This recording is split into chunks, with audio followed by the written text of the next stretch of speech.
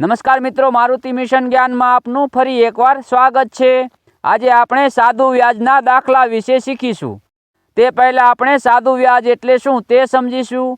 સાદું વ્યાજ એટલે કોઈ વ્યક્તિ બીજી વ્યક્તિને રૂપિયા આપે અને બીજી વ્યક્તિ ચોક્કસ મુદત બાદ નક્કી કર્યા પ્રમાણે મૂળ રકમ અને તે સિવાયની વધારાની રકમ જે આપે તે વધારાની આપેલી રકમને સાદું વ્યાજ કહેવાય છે। અથવા બેંકમાં આપણે કોઈ પણ રૂપિયા મૂકીએ છીએ તે ચોક્કસ મુદતના અંતે મૂળ રકમ અને તે સિવાયની જે વધારાની રકમ મળે તે વધારાની રકમને સાદું વ્યાજ કહેવાય। દાખલા તરીકે રોહન ભરતને રૂપિયા 500 2 વર્ષ માટે આપે છે અને ભરત 2 વર્ષ પછી રોહનને 530 રૂપિયા પાછા આપે છે। એટલે કે ભરત 2 વર્ષ પછી રોહનને 500 રૂપિયા તો આપશે જ, તે ઉપરાંત 30 રૂપિયા જે વધારાના આપે છે તેને સાદું વ્યાજ કહેવાય। 500 રૂપિયા જે છે તેને મૂળ રકમ અથવા મુદ્દલ કહેવાય। 2 વર્ષ જે આપેલ છે તેને સમયગાળો અથવા મુદ્દત કહેવાય। 30 રૂપિયા છે તેને વ્યાજ કહેવાય। 500 રૂપિયા છે તેને મૂળ રકમ એટલે કે મુદ્દલ અને 30 રૂપિયા છે તેને વ્યાજ, બંને મળીને નવું નામ બનશે વ્યાજ મુદ્દલ।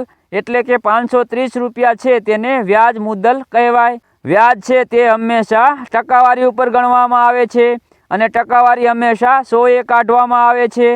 દાખલા તરીકે 100 રૂપિયાના 1% એટલે 1 રૂપિયો, 100 રૂપિયાના 2% એટલે 2 રૂપિયા, 100 રૂપિયાના 3% એટલે 3 રૂપિયા, 500 રૂપિયાના 3% એટલે 15 રૂપિયા। કોઈ પણ રકમનું સાદું વ્યાજ દર વર્ષે સરખું જ આવે છે।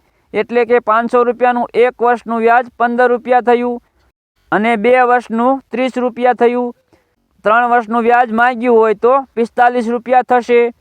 એટલે કે ભરતે 500 રૂપિયા રોહન પાસેથી 3% લેખે લીધા હશે અને 2 વર્ષ પછી ભરત 530 રૂપિયા રોહનને પાછા આપશે।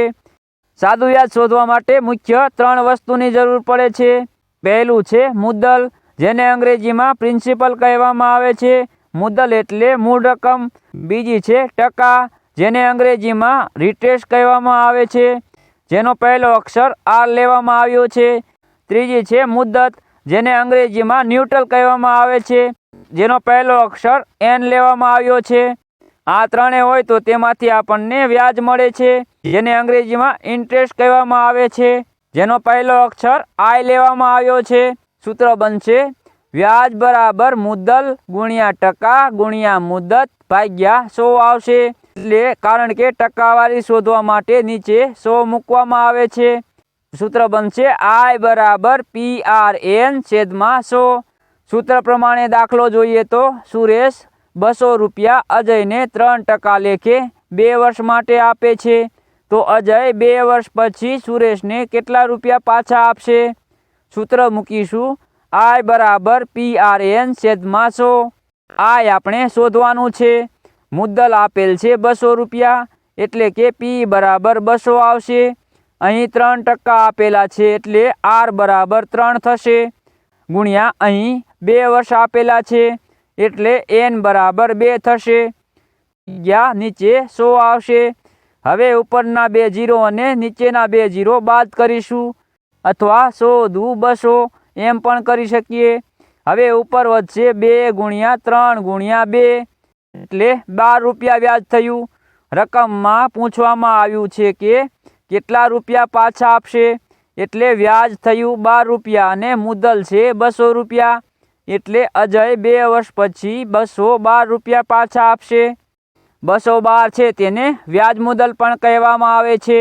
રકમમાં ખાલી એમ પૂછવામાં આવ્યું હોત કે અજય 2 વર્ષ પછી કેટલું વ્યાજ આપશે તો 12 રૂપિયા જવાબ આવશે। સાદું વ્યાજ બીજી રીતે પણ શોધી શકાય, જેમ કે 200 ગુણ્યા 3 ભાગ્યા 100।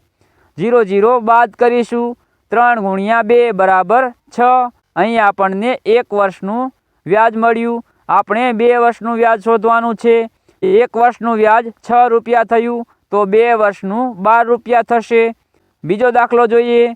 રાજેશ 5000 રૂપિયા વિકાસને 5% લેખે 3 વર્ષ માટે આપે છે, તો 3 વર્ષ પછી વિકાસ કેટલા રૂપિયા રાજેશને પાછા આપશે?